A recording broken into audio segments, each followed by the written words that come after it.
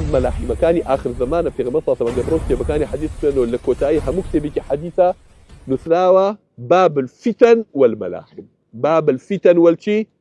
ملاحم ئەو جنگاری آخر زمان جنگەکانی آخر زمان ئەمەندە گەورن پێغەمبەر صلی الله علیه و سلم بە نەوعی باسی کردوون جنگەکان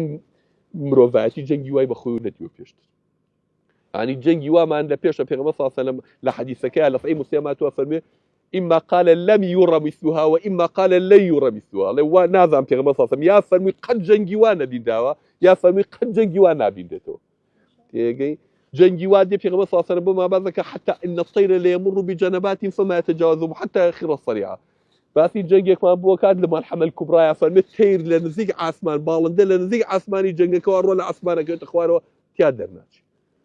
تيجي پیغمبر صلی الله علیه و باسی جنگی و ما بۆ کاڵێ مسلمانان تیا سەرەکەون کەچی دڵیشان خۆش نییە ئەمەندە کوژراوە ئەمەندەی خەڵک تیا کوژراوە حتى يتعد بنو الأب أبناءه كانوا 100 فلم ينجوا إلا واحدا منهم تيجي بەری یەک باب 100 ئەولای لەو شەنگەیە کوژراوە ئەگەر یەکێکی دەرچوو بێت فبأي غنيمة يفرح وأي ميراث يقسم ئیتر دڵێ بە چه غەنیمەیە خۆش میراتی چی بەش کرێ لە بەیدا دڵی خۆش نییە ئەمەندە کوژراوە ئەم بەڵێ بەزمی گەورە بەڕێوەیە ئەمەی غەزەکە ئایبینە 450,000 لە چا ئەوەی کە دواتر دێت بە تایبەتی ناڵم لە هەر لە شەڕی ئیسلامە هەر لە بینی خۆیانەکە ئیکەن زۆر لەوەش گەورەترە